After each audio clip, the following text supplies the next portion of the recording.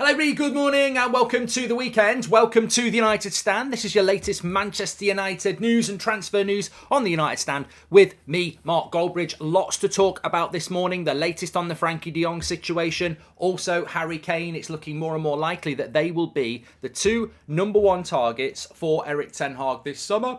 We'll give you the latest news and we'll explain why. Also, a bit of a goalkeeper update. Interesting. Keep an eye on Southampton's story. Probably put it towards the end of the show, but I think it's still an interesting story. 3 Manchester United stars facing the exit door this summer. Of course, these things do have to start happening now. I know people start thinking, oh, the summer transfer window's ages away. It isn't actually ages away when you think about it. It's right around the corner.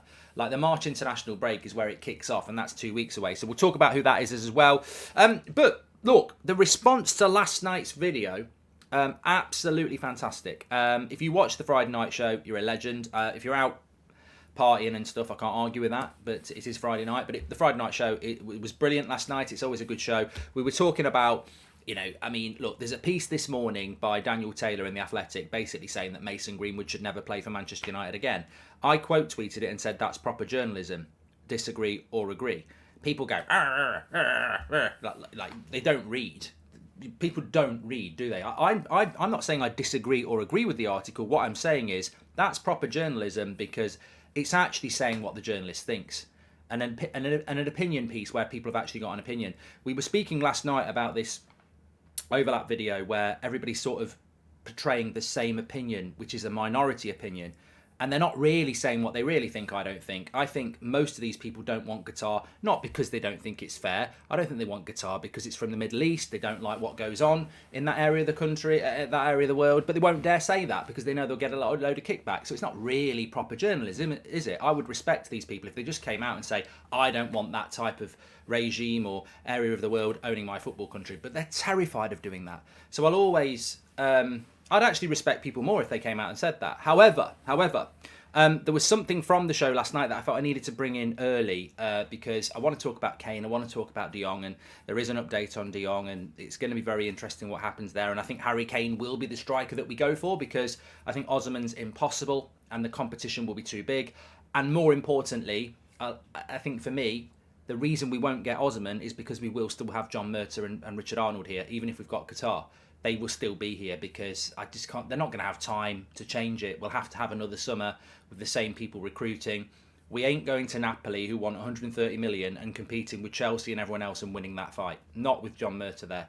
He'll pack a little bag and go on holiday to Napoli. We're not going to win that race. I think Harry Kane is the race we'll win because no one else will be in the race. But we'll talk about that in a minute. Last night I made an error.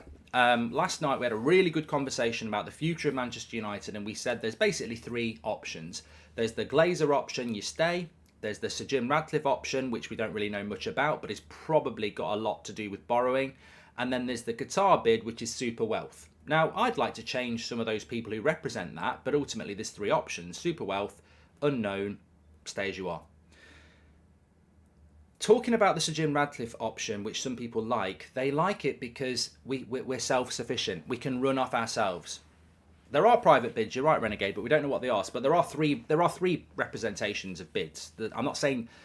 I wish people would listen. I'm not talking about the 3 individuals. I'm talking about there's 3 options. Super wealth, moral ownership, debt. Glazers, right? The moral ownership argument through Sir Jim, for example, that some people like... Obviously, they like the fact that he's a local lad, but also... They like the fact that Man United can run off their own profits. I keep hearing this. Man United can run off their own profits. No, they can't. I actually got it wrong last night. I've been talking about how Manchester United's profit levels are around 100 to 200 million pounds a year, which isn't enough to buy players, to run the club, to rebuild a stadium. I was wrong. This is a piece, and I don't know why I missed this. Maybe I was trying to be generous to the opposing opinions. This is a piece in Sky News. It is on the date was the 22nd of September of last year. Manchester United have posted their latest financial figures, and players' wages have risen to £384 million a year, the highest in the Premier League history, surpassing the previous mark by Man City. So we're paying £384 million a year on wages. They've announced a net loss of £115 million.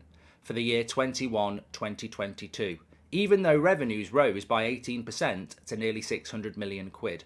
So Manchester United's loss last year was over 100 million pounds. We lost 100 million pounds. So when people talk about self-sufficient, let's run the club off its own profits, our last year of revenue was 100 million loss, and the year before. Of course you've got COVID, of course you've got reasons, but our wage bill is nearly 400 million pounds. Our revenue is 600 million pounds. This club's in a bloody mess, and it's making a loss of 100 million pounds each year for the last 2 years. People think Sir Jim's going to borrow money through Ineos, buy the club, and we're going to be building a stadium and buying players. It's going to take years. It's going to take years to put this right. We're not self-sufficient. It's a bloody pipe dream. Oh, we don't need Manchester. If I had a pound for every time I've heard people say Man United don't need rich owners, they're rich enough to run themselves. Even rival fans spout it. It's a load of crap. It's a load of nonsense. So, look, actually, all these debates about what's best for Manchester United is staring you in the face. It's super wealth. That's what it is. Super wealth is what Man United need, because the club, despite all its bloody fans, despite all its status, despite all the brands, everything like that, we're making a £100 million loss a year. How do you turn that around? 5 years of investment, 5 years of reducing the wage bill, 5 years of building a stadium, 5 years of getting rid of the debt. So anyone who's talking about moral ownership hasn't got a bloody clue. We're in huge debt, and we're not even making a profit of £1. You know, we made £100 million loss last year. So there's your club that's self-sufficient. And yet you've got people with blue ticks sitting on TV going, Man United don't need Qatar. Man United don't need super wealth. They're self-sufficient. It wouldn't be fair if they had super wealth. It wouldn't be enjoyable. And I'm like, God, you're paid to actually follow this football club, and you've got no idea of the financials of the football club. We made a loss last year. We made a loss the year before. If Sir Jim buys us tomorrow, if he hasn't got 10 billion in his pocket, we're screwed, because he can't just spin that around. Ridiculous. But I wanted to bring that in because last night, you sort of need to watch last night's show to know what I'm on about there, but it probably still makes a bit of sense. Anyway, let's get into the title of the show. Ten Hag's summer double transfer swoop. Lots to get into. 3 players looking at the exit door as well. So where is this coming from? Well, Jamie Jackson spoke about it this morning, but look, that's not really where I'm going with this. A lot of people are talking about Frenkie de Jong. We spoke about it yesterday, this story from the La Liga president that Barcelona can't buy until they sell. Barcelona are keeping it on the down low at the moment. They're sort of like, well, whatever, we'll find a way out of it. Barcelona fans aren't that worried. They've said that they can generate the money in lots of different ways without selling Frenkie de Jong. The fact remains that Frenkie de Jong is the biggest earner by a long way at Barcelona, and they did try to sell him last summer. However, he's one of their best players this season, so whether they want to sell him or not, we'll have to wait and see. The stance from Frenkie de Jong at the moment is very clear that he wants to stay at Barcelona, but things could change in the summer. Look, it's one of the easiest predictions to make that Man United will try and sign Frenkie de Jong, because everybody knows that Manchester United are obsessed. Well, Eric Ten Hag is obsessed with Frenkie de Jong, so we're going to try and sign him. Whether we get him or not, flick a coin in the air, see which way it lands. But we will go for Frenkie de Jong, and in some ways that's useful to know. In other ways, it could be problematic, but we at least do know what the target is going to be in the summer. I think sometimes people start talking about players and it's like, oh, you know, it could happen. But we know we're going to try for Frenkie de Jong. Whether we can get the deal done or not, I don't know. So we'll have to wait and see. Interestingly, did you see yesterday that Caicedo signed a new contract, a new long-term contract at Brighton, which is surprising considering he was desperate to go to Arsenal in January. I suspect there will be some sort of release clause. This happened with Jack Grealish. He still went to Man City. But it probably means his release clause is something ridiculous like £75 million. So interesting that he signed a new contract. When people say we spent £1 billion on players, it's actually only 700 because we owe over 300 million to other clubs. Says Glenny Boy. Thank you very much for that, Glenny. And look, the financials aren't easy to get hold of for Manchester United, but they are there. I'll put my hands up and say I made a mistake on the show last night, but that's only because people keep spouting that mistake in the media. People keep talking about this £200 million profit level that United have. It's a myth. We haven't had £200 million of profit for years. We've had over £100 million of losses for the last 2 years. They're predicting that we will make a profit in this financial year, but that's not been realised yet. And the potential for profit's there, but it's not going to happen overnight. We probably could be self-sufficient, but it'd take 5 to 10 years. Exactly, Daniel. Manchester United should be self-sufficient. I completely agree with you, but we aren't. We're not. And this is unfortunately, this is an argument some people are using to turn their back on super wealth, because they think that United could be bought by somebody tomorrow and run themselves. They could. We wouldn't go out of business, but it would be bad. Apparently Fabrizio, according to Tyler, thank you very much, Taylor, Fabrizio has said there's no release clause included in Casido's contract. I find that really surprising. He's so close to going to Arsenal, and then you signed a long... he's desperate to go to Arsenal. He did an Instagram post basically saying he feels he should be allowed to go to Arsenal. And then a month later, he's signing a new contract. The reality is that Casido's not worth £70 million either. He's just not. So it'd be very interesting to see what happens there. I like the player, but I wouldn't be spending over £60 million. I mean, look, we spoke about this yesterday. Declan Rice is not worth £100 million. He's not. West Ham fans get their knickers in a twist and start blowing bubbles out their arse. But, the reality is he's not worth £100 million, in my opinion. Has he got the potential to be £100 million? If he gets the right club and the right manager, maybe. Is he a good player? Yes. Would I welcome him at Man United? He wouldn't be my first choice, but I'd have him in my top 3 or 4. But he's not worth £100 million. And Casido is a good player, but he's not worth 60 million either. So there is I personally think I've played the game. I personally think that the best option out there is Bellingham, and he's going to cost a lot of money, and we won't get him anyway. The second best option is JONG, who will probably be less than Declan Rice. That's probably be less than Casido. That's the ridiculous pricing of Premier League players, especially British ones. I would go all in for Frenkie de Jong. As I said, I don't mind United spending £100 million on Declan Rice if he's going to be the next Casemiro. Price is not the problem, it's value. Casemiro for 60 million seemed like a bit of a risk. It wasn't. So I think Frenkie de Jong's worth 75 million. I'll go and pay it. Leon says, "Hi Mark, I'm 16. I want to be in the Air Force. Any help?" Do I look like I've been in the bloody Air Force? I hate flying. I can't give you any advice. Can't give you any advice on that. Maybe in the chat. But Foggy says Levy will demand more than £100 million for Harry Kane. So look, that's the situation with the midfield. Let's talk about the attack. Funnily enough, I think Gary Neville was on about it, saying that Harry Kane, it's the time to come to Manchester United, etc. From what I'm hearing, and I've been on about this for a long time, I said back in October, I think Man United are going to sign Harry Kane in the summer. It was a hunch. From what we're hearing now, Osimhen is becoming less and less likely for Manchester United. They don't want to do what Napoli want. They don't want a bidding war starting at 120 million quid. Again, Osimhen's not worth 120 million quid. I think he's the perfect striker for Manchester United, and I think Eric Ten Hag really likes him, but he's not worth 120 million quid.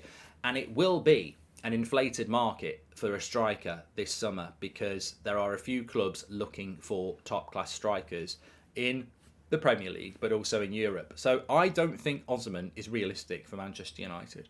Maybe if you get this super wealthy owner like Qatar, it could be. But even then, you're still using a large amount of your budget on one player. I think Man United will go for Harry Kane. I think the way that he plays the game, it almost suits the way that Weghorst is playing at the moment. Weghorst isn't scoring many goals. He's not really getting many chances, but he's massively involved in the press from the front and the link-up play. Well, Harry Kane's game has basically become that over the last 2 years. He's Premier League proven. He doesn't want to leave the Premier League because he wants to break Alan Shearer's record. He can't go to Arsenal. He can't go to Man City. He can't go to Liverpool, and he can't go to Chelsea. And he's already at Spurs. The only 2 clubs for Harry Kane, really, are Manchester United and Newcastle United. And if you've got a choice between those 2, you go to Manchester United. It's an open goal for Harry Kane. Like, it's an open goal for Man United. The issue will be what was said in the chat there. What price do you pay for someone who'll be 30 in July when Spurs, are notorious for getting good prices and being hard to negotiate with? He's got 1 year left on his deal, but there's nowhere else for him to go. It's sign a new contract at Spurs and never win anything. It's go to Newcastle and potentially spend your last 2 or 3 years as part of a project that's not ready for 2 or 3 years. Or you go to Manchester United, where you get the wage, you get the starting shirt, and you're straight into the Champions League with a chance of winning trophies. Man United's the best option for him. From Man United's point of view, it's just the negotiations. You could take all summer on it, and United love that. Whether it's Harry Maguire, whether it's Paul Pogba, Bruno Fernandes, United love a transfer saga that they can stretch out all summer and not do anything else on.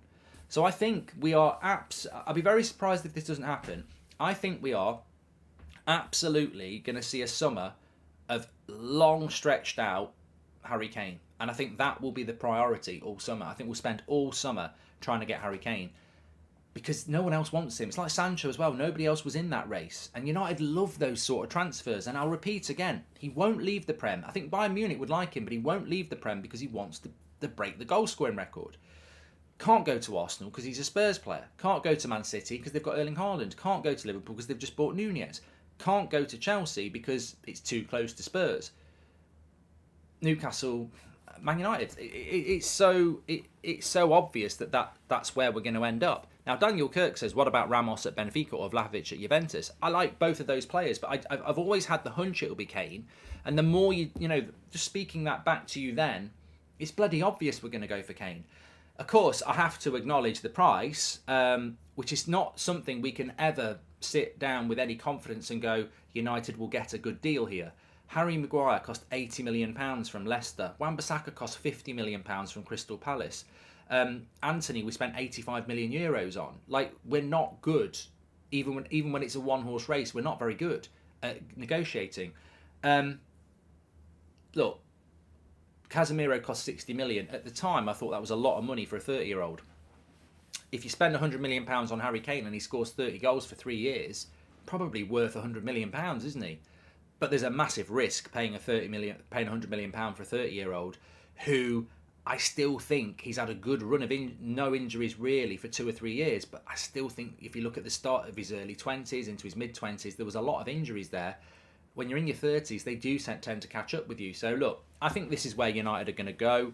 I think he probably suits the way we want to play. However, my big issue really with Harry Kane is I don't like the fact that we're buying him at 30 and we're going to get him to play a lot of football because I do think he'll pick up injuries. But more importantly, what does it mean for Bruno Fernandes? What does it mean for our number 10? Because Harry Kane is basically a number 10. He drops so deep. The Spurs don't play with a number 10 because Harry Kane basically is the number 10. So what does that mean? He'd have to adjust his game, I think, or otherwise it would get a bit chaotic. Zane says, please buy Kane so Spurs go back to where they belong. We will get Tony eventually and Balogun is top scorer in France. There you go, Zane. Thinks it's the Arsenal channel again. Kane does drop very, very deep. So, but look, we'll have to wait and see. But as I say, I think those two players will be Manchester United's priority this summer. Frenkie de Jong, Harry Kane. How many of them do you think we'll get? I'd love Osimhen. I really would. I think it looks impossible. And the reason as well, I think that Manchester United, I sort of touched on it at the start of the video. The reason I don't think we'll get Osimhen is even if Qatar or some super wealthy owner gets hold of United and walks in and says, I've got the money, let's go and get the players. You're still handing the money to Richard Arnold and John Murtaugh, who, let's be honest, haven't been very good at their job last summer. We got the players, but we overpaid. It cost us in January because we had no money left.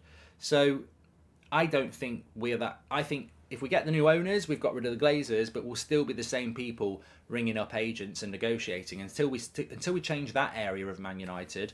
I don't think it matters how rich your owner is. We're still going to be the clowns, dealing. We've got no one respects us in the transfer market, which is why clubs like Sporting Lisbon and Ajax and Crystal Palace and Leicester consistently, take the piss out of us. We need to rejuvenate that area of Man United's recruitment, which we won't have time to do by the summer because we don't even know who the owner is yet. So I don't see Osimhen.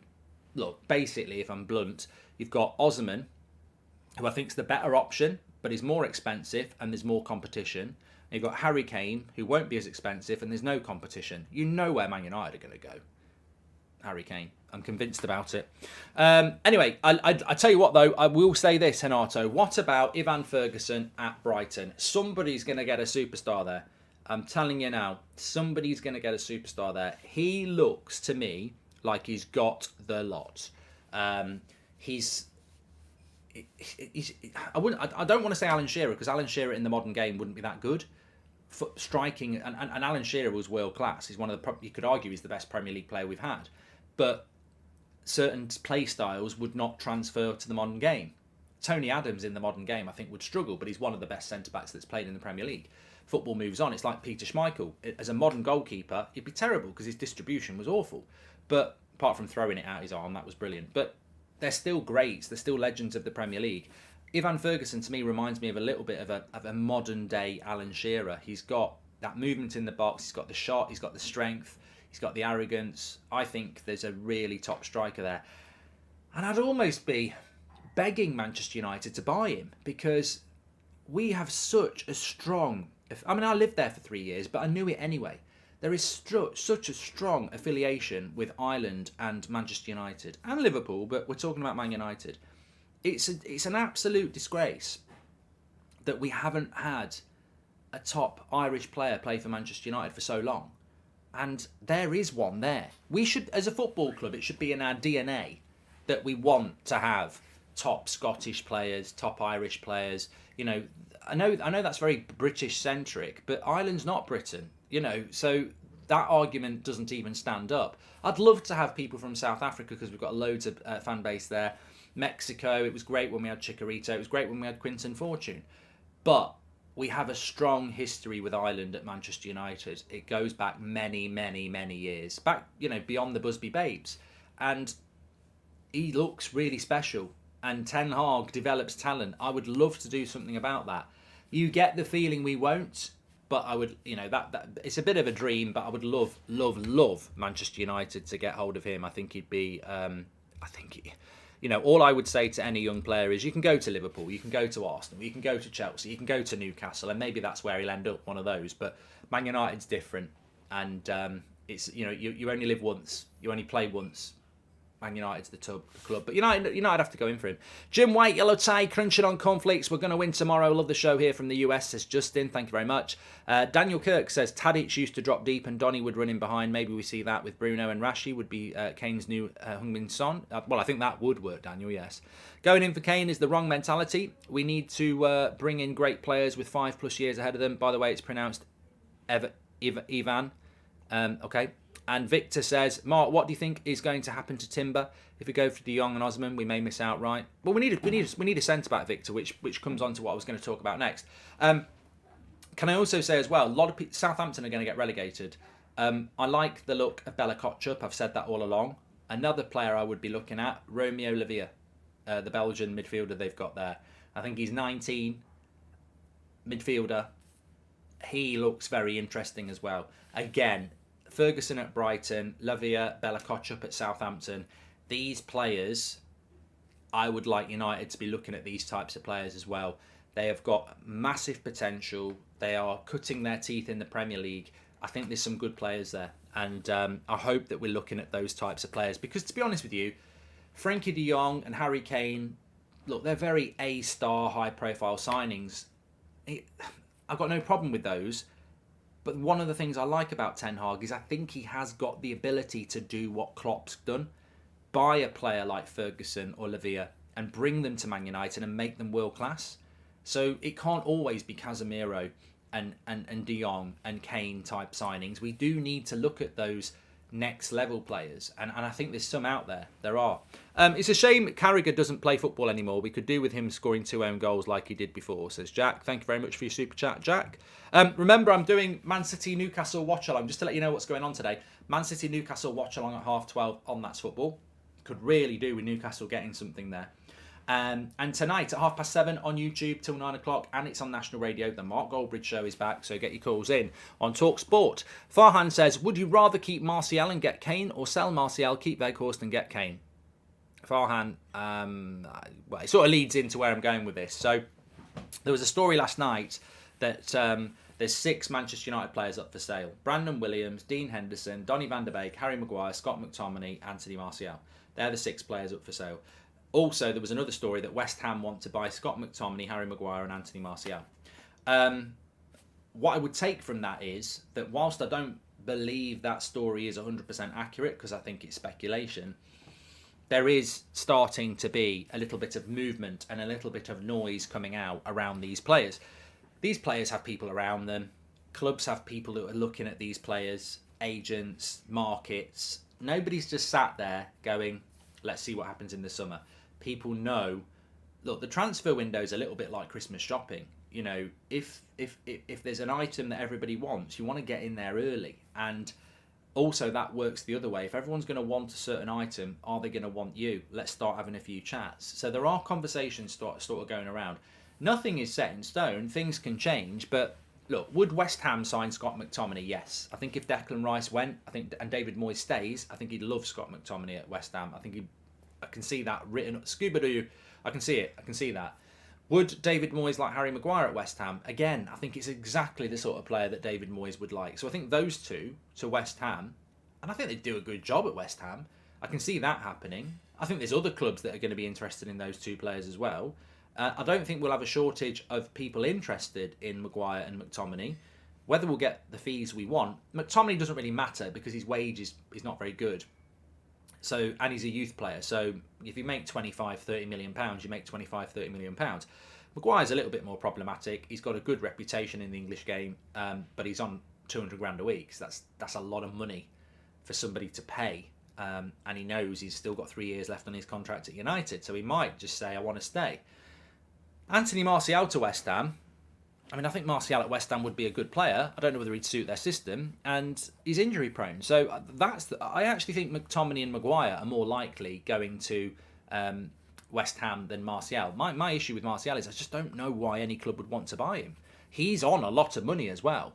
I mean, I wouldn't go anywhere near Anthony Martial. If I was the owner of Everton or West Ham or Spurs or anything, and my manager says I really like Martial, I'd go, look, I like Martial. I think he's a fantastic footballer, but he's on 200 grand a week at Man United. I wouldn't give him 20 grand a week at the moment. He won't play.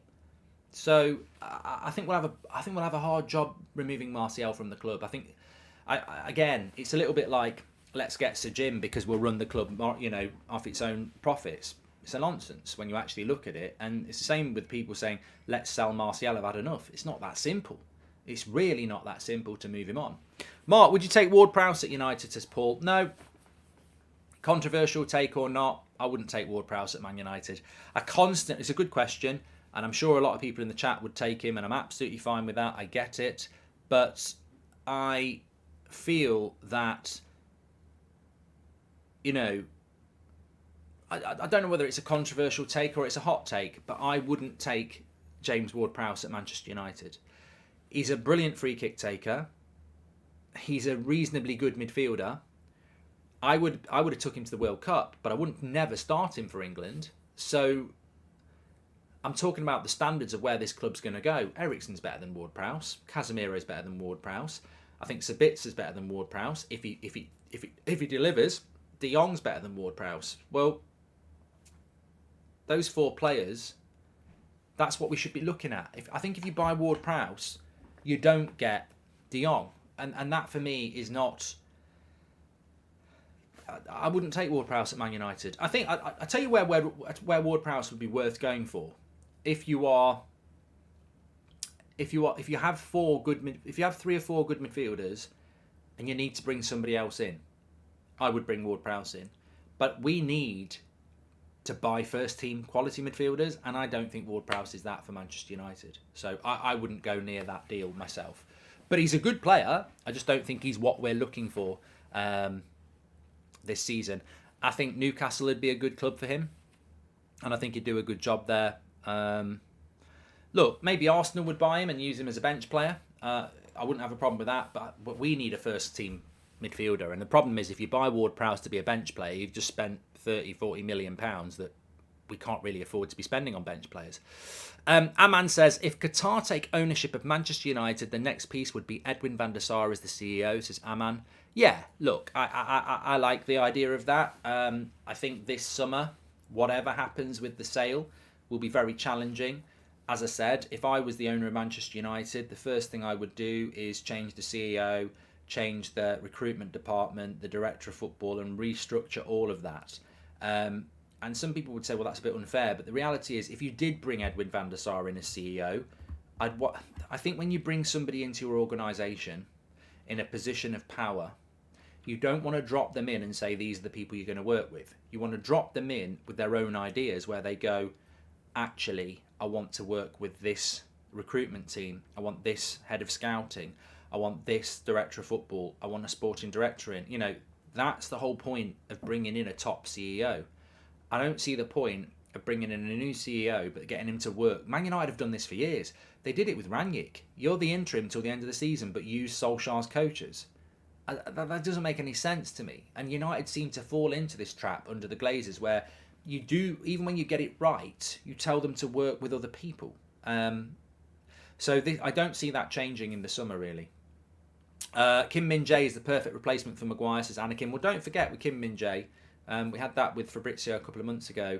2 weeks in June, his release clause kicks in for 2 weeks only. I think it's 40 million quid.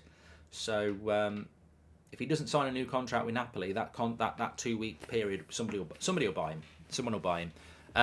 But I didn't answer the question about Timber. I still think Timber. Look, I think Ten Hag is difficult to read and easy to read. And with Evan, it's pronounced Evan, says Relaxing Irish Farm Videos. I'm just going to call him Ferguson. Mark, Fred is having a transformative season under Eric. Would you extend him? I feel he's a squad player instead of Ward-Prowse. Yeah. I think Fred would have to become a squad player if we keep him, because you'd want to buy another good midfielder. On Timber, I think Ten Hag is hard to predict, but sometimes he's easy to predict. He's going to go back in for De Jong because he wants him.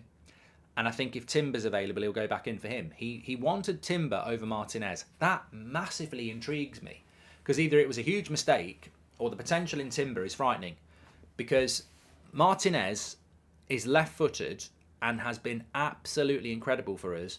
Timber's right-footed. So what were we going to do at left foot? I mean, Ten Hag talks about balance and how having a left-footed centre-back has provided the balance to the back four. Let's not forget, he wanted Timber. Timber's not left-footed. So what was our centre-back pairing going to be if we'd bought Timber? Was he going to keep Maguire at left-sided left-back? Was he going to shift Timber to left-sided centre-back? It's scary to think what his plan with Timber was, that he wanted him over Martinez. So I think that there is a chance we'll go back in for Timber. But then again, we're learning about Ten Hag ourselves. Just because he wants to go back in for De Jong, maybe he doesn't want to go back in for Timber anymore. Maybe Timber goes to Arsenal or something like that. We'll have to wait and see. Hi, mate. Hi, Dad, says Riley. What cologne do you wear? Thanks, mate. I wear lots of different ones. I don't even know what I'm wearing today. Oh, I know what it is. Versace in a green bottle. That is. But I wear lots of different ones. Savage, Gucci, Creed. What else do I wear? I've got the days of dupe are gone. LA, welcome to the Members Club. We need a new CEO and a new director of football. Do you think the reason why Arnold and Murta are so incompetent is due to the Glazers forcing them to cut costs? Farhan, I don't know who you are, and I don't know what you're talking about, but you're talking nonsense. You're talking nonsense. Do you think the Glazers and Arnold are bad at their job because of the restrictions the Glazers put on them? There's only one mic drop on this, Farhan. We spent £85 million on Anthony. That's not restrictive. That's stupid. You can't blame that on the Glazers. That's nothing to do with cutting corners. They spent €85 million on a player that was worth 50. And I like Anthony. But that's not the Glazers restricting them. That's being a bunch of prats. And that's happened a few times over the years. The Glazers are not good owners. We have spent money. Their big problem with the Glazers on spending money is they've sent prats to spend it. If they had a good director of football and a good CEO, the money we've spent over the last 10 years, we'd probably be in a better place. The incompetence of the Glazers is using those people to spend their money, not them being good at their job, but the Glazers restricting them. If anything, they've given them too much freedom to spend stupid money. And look at the wages. Look at the wages we pay as well. So there's no excuse for previous CEOs or directors of football of Man United to say, well, I wasn't very good at my job because the Glazers restricted me. You've been writing checks out double, 4, 5 times the value you should have done. Mark, do you think we need to sign Wout Weghorst on a permanent contract, says Joel? Not answering this, Joel. I'm bored of it. No, I will answer it because you might not have watched the previous show. I will not answer it because I do not understand why people are talking about giving Wout Weghorst or Sabitzer a new contract in March when the season ends in May. If you want to give that contract out, fine. I'm not going to give it out till the end of May because we've been in this issue with Ole Gunnar Solskjaer. Ollie's at the wheel. Give him a new contract in March. Then we're shit in April and May. And Ollie's not going away. It was a mistake. And I was part of that mistake. I was like, give him the contract. He's done a great job. Why? Look, it's a very simple business lesson. If you don't have to give somebody a contract until May, don't hand it out on March on a prediction. Just be certain. That's all I'm saying. I don't have to give Weghorst a contract now. I don't have to give Sabitzer a contract now. I can dangle that carrot until the end of May, and then I can assess all that evidence, all those minutes. I can assess that and go, yes or no. I don't need to go yes or no now. So, look, I'm not saying I don't want Weghorst to stay or Sabitzer to stay. I'm just saying I wouldn't make that decision now. We've had our fingers burnt on doing stuff like that. Ollie has been a lesson, Eric. You're absolutely correct. I was surprised to see Anthony Martial has 8 total goals plus assists this season. Worth keeping as a squad player. Look, Glennie, I like Anthony Martial. I really do. I don't understand the sort of abuse or dislike people have for him because it's all based on injury. You know, injury, as we've seen with Phil Jones, it's not the player's fault, really. They're just injury prone, and it must be very, very difficult and frustrating. If Martial could stay fit, he'd be a very good player for Manchester United. He can't stay fit at the moment, so what we do in the summer is we probably need to just plan next season without him. Now, whether that means he stays, look, Phil Jones, I think, is going to retire in the summer. I don't think he's going anywhere. His contract runs out. He's not trained on the pitch for a year. I think he's finished. I think Man United are just giving him 80 grand a week and then he's going to retire. So we've already done it. If Martial can't get back fit and we've just got to keep him till his contract runs down and give him 200 grand a week, that's just the way it is. I think we'll struggle to find somebody to buy him if he's going to be injury prone. If he can get over his injuries, then I still think there's a player there. But what's the probability? Says Patrick, of a win, draw or lose to Liverpool? The probability, I do not know because I don't know. I was rubbish at maths, but I would give us a 35% chance of a win. I would give a 40% chance of a draw, and I would give a 25% chance of a Liverpool win. I think they're all quite close, but that's good for us to go to Old Trafford. And don't forget what I said at the start of the video. Last night's video was brilliant if you're interested in the real story around United's sale. None of this bloody skirting around the issue, pretending that your opinion represents the fan base when it doesn't. None of this, no United fan wants Qatar because they don't think it'll be fair. We want self-sufficient ownership where Man United don't need wealth, they can live off their own wealth. Let me just say this. Man United's last financials was a £100 million loss. Not a pound of profit, £100 million loss for the last 2 years. Each year. Where's this self-sufficient run yourself bollocks? Well, if you get rid of the debt, you'll be able to do that. Yeah, who's going to get rid of the debt then? The only person offering to get rid of the debt, allowing us to be self-sufficient, is Qatar. They're hypocrites. They're writing stories and gobbing off, and they don't know the financials of Manchester United. Like, we can't be self-sufficient with the debt. To get rid of the debt, you've got to be wealthy. Oh, but that's not fair. Well, enjoy the debt and enjoy another 17 years of this. yeah, watched the video last night. Thanks everyone for watching. Don't forget, watch along 12:30.